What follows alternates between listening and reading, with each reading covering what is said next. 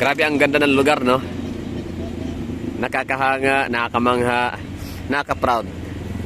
Kahit hindi ako taga Iloilo, pero masasabi ko talagang tunay naman talaga itong parang pala na may pagmamalaki, no? Kunyari ako taga rito, tapos may mga bisita, may mga kaibigan galing sa ibang mga probinsya at rehiyon. Talagang isa sa i-recommend ko or isa-suggest ko ay itong Mandurriao, no? Para kanilang puntahan at galaan. Di ba? Ang ganda, oh. Mula dyan is maraming mga business. Mayroong mga business parks and mga IT parks dito sa lugar. Tapos may mga shopping malls. Mayroong SM City, Iloilo na naipatayo, nag-open since 1999. Sobrang tagal na. Tapos meron din ditong Gaisano, Times Square. Tapos ayan, commercial commercial area. Tapos Jollibee, tapos merong hotel, tapos sa unahan Jollibee ulit. Daming Jollibee sa lugar, no? Tapos meron ditong Bridgestone. Basta marami mga gusali dito sa may Mandurriao area. Tapos ang ganda ng kanilang highway, ng kanilang kalsada kasi 4 lanes, 8 lanes plus. Meron pang lanes dito sa dalawang lanes. Basta maganda, no? Tapos meron silang linear park. Ang ganda ng lugar nila dito. Super nakaka-amaze. Super nakaka-wow, no? May wow factor talaga yung lugar. Tsaka ang linis, hayahay, no? Tapos kung tinan mo yung lugar, akala mo parang bago lang, no? Parang bagong gawa lang siya. Like bagong develop, like mga siguro para masasabi mo mga 2 years ago, 3 years ago. Pero yun pala, napakaluma na pala nitong Mandurriao district or Mandurriao area. In fact, itong si SM nga nila is 24 years old na. So ibig sabihin, hindi siya bagong gawa lang, no? Bagong develop. Okay, so dahil dyan, atin siyang basahin, no? Yung Wikipedia. Mandurriao. Mandurriao is a district in Iloilo City in the province of Iloilo on the island of Panay in the western Visayas region, the Philippines. It is the second largest district by land area as well as the third most populous district with 62,240 people in the 2020 census. Mandurriao has emerged as the focal point of urban development in Iloilo City, gaining recognition as the future commercial and financial center. Ang ganda, no? So ano yun, ulitin natin yun, ha? I-digest natin. Mandurriao has emerged as the focal point of urban development in Iloilo City. So tama nga naman. Hindi ko pa napuntahan yung Arevalo District, yung Lapas District, Haro District. Ang point ko is, ang tinutukoy ko, hindi ko pa napuntahan, hindi ko naikot ba, no? Hindi ko pa na-explore. Although nakatira ako ngayon sa may Haro, but still, hindi ko pa siya na-explore, no? Marami pang dapat puntahan doon sa Haro. But still, nakikita ko na yung Haro na mas maganda talaga si Mandurriao kumpara kay Haro.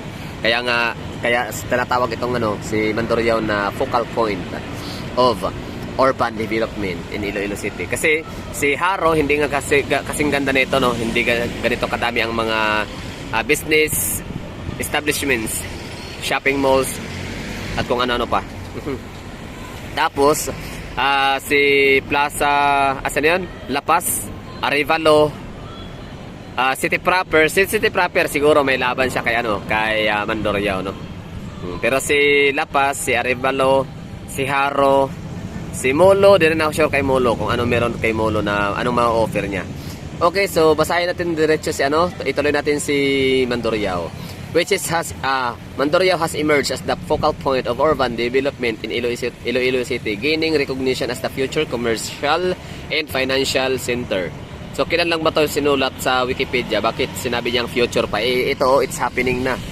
Nangyayari na. So, ibig sabihin, sa description na, sa pagkasabi na future commercial and financial center, ibig sabihin, hindi pa ito mahagala, no? Hindi pa ito ang, parang sa kakasimula pa lang siguro, no? Hindi pa talaga to yung pinaka-hype niya, no? Pinaka-mataas, pinaka-pedestal, no? Na kanyang pag-asenso sa lugar, sa distrito. Ibig sabihin, may ibubuga pa talaga to marami, no? Very promising, kumbaga. Tapos tingin tayo sa kabila, sa likuran natin. Yun na nga, may mga mga rising, mga mid-rise or mga high-rise building din. Gaya nito, yan. Gusali yan na malaki. Malayo nga lang tayo kaya hindi masyadong tanaw. Tsaka madilim, tsaka kasi gabi na. Pero ang ganda ng lugar, no, ng Mandurriao. Okay. Tapos dito sa unahan, merong mga ano dito, mga call center area yata yan, di ba? Business park. Kasi ito call center, syempre, panigurado na yan, no? Sa SM din yan.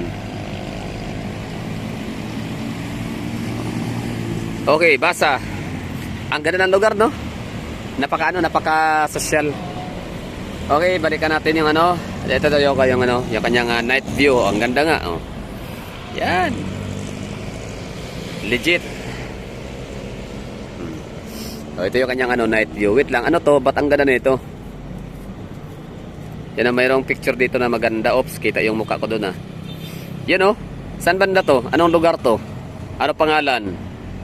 Nang mapuntahan nga bukas. Ang ganda nito, oh. Okay, next.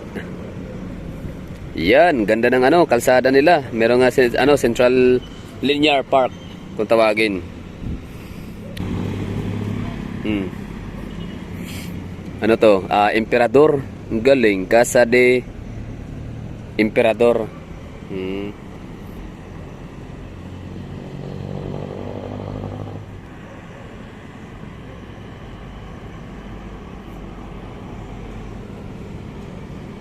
O yun, so tama lang bukas, so balikan natin tong mga ano, mga pinapakitang mga magagandang picture dito sa Mandurriao.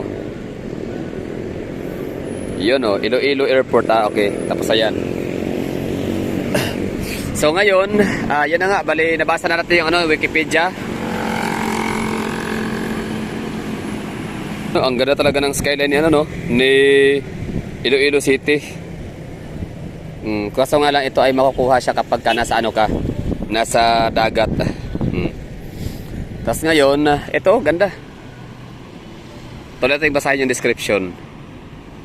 Ito pala yung Festive Walk Transport Hub. Mapuntahan nga rin to ngayon after nating i-vlog. Yun o, may nakalagay. From top counterclockwise, Iloilo Diversion Road, Iloilo Convention Center, Casa de Emperador in Iloilo, Business Park, Iloilo River, Esplanade. Yun. So may Esplanade pa lang, ano? Itong Mandurriao, no? Okay, tuloy natin. Lone District of Iloilo City. So, established and incorporate lang. Mandurriao to, di ba? Mandurriao nga. So, Mandurriao is, ano siya? District ng Iloilo City. Density, 4,516 kilometers squared. So, ibig sabihin, populated talaga siya, no? I mean, maraming tao ba, kumbaga, para sa isang na distrito. Tapos, ano pa ba? So, meron siyang 18 barangay. Parang Davao pala talaga itong ano, no? Itong Iloilo City. May mga per district, meron kanya-kanya mga barangay. Di ba? For example, Toril District, meron siyang maraming barangay. Yun na nga, Sirawan, Lisada, Upper Piedad, Bato, Tolosa, mga ganun, di ba? Upper Tacunan. Tama ba? Upper Tacunan. Basta ano, mga Alambre, mga Sibulan, di ba? Mga ano pa ba? Eden. Basta marami. Parang Davao din pala to sa Iloilo City. So ibig sabihin ko, akala ko distrito siya, district na, parang district lang. District pala talaga siya, like parang ano, no, meron talaga siyang mga nasasakupang mga barangay. Mandurriao stands out as a thriving commercial hub within the city, renowned for its numerous commercial establishments, condominiums, and business process outsourcing or BPO offices. Moreover, Mandurriao boasts a vibrant nightlife scene, making it a popular destination for entertainment.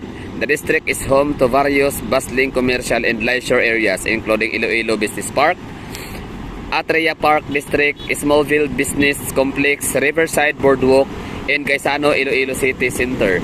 This vibrant location features upscale restaurants, bars, nightclubs, and hotels, earning Mandurriao the local moniker of the district that never sleeps. Okay. Ang galing pala talaga, no?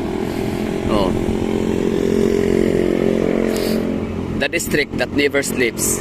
Ganda. Kaya pala ganito yung pailaw dito. Makukulay talaga, no? Grabe, the best. Kaya pala ang dami mga magagandang mga sasakyan, no? Mga gara. Yan yung mga may kaya, social. Mga rich kid, no? Pupunta ng Alacan, Inuman. Kasi nga meron ngayong festive walk. Tama ba? Oh, basta puntahan natin yan, subukan natin. Sana mayroon tayong masakyan. May sasakyan pa daw mula dito eh, no? So tingnan natin kung pwede. Notably, the district is also home to the initial phase of the Iloilo River Esplanade, which was inaugurated in 2012. 2012 yun na lang, oh, di ba? Okay na yun. Okay. Galing. Economy daw. Tingnan natin yung economy. Baka yung kanya economy ay equivalent na sa ibang municipality sa Pilipinas. Ano? Economy. Mandurriao serves as the hub for trade, commerce, finance, real estate, and business process outsourcing. Together with Iloilo City proper, notably Mandurriao has experienced remarkable and rapid development, establishing itself as the fastest growing district in the city.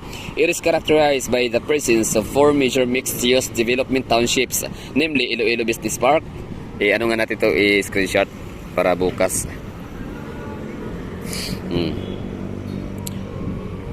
Namely, Iloilo Business Park, Atria Park District, SM Iloilo Complex, and Iloilo City Center. These townships located in close proximity to each other collectively from a sizable central business district, CBD. Kung CBD referred to as the Iloilo Midtown CBD, New Iloilo Business Center, or Iloilo Business Triangle. Mandurriao is renowned for its striking skyline with the highest concentration of high-rise buildings in Iloilo City. In addition to its impressive architectural landscape, the district has gained a reputation as a vibrant entertainment destination within the metro. The economic activities in Mandurriao continue to thrive. The continuous growth of business process outsourcing companies, upscale hotels, residential towers, large malls, parks, and offices throughout the district. So, yun. Transportation. So, yun na. Ang mga transportation dito is jeepneys, tricycles, tricycads, Alimudjan, Leon, San Miguel. Ano yun? Okay, so that's all for today's video. Thank you for watching. Sana nagustuhan nyo. Ako man din no, meron akong natutunan. So, it's a self-serving content again. Once again, tapos kung meron man kayo natutunan, so yun, nakasabay kayo, no?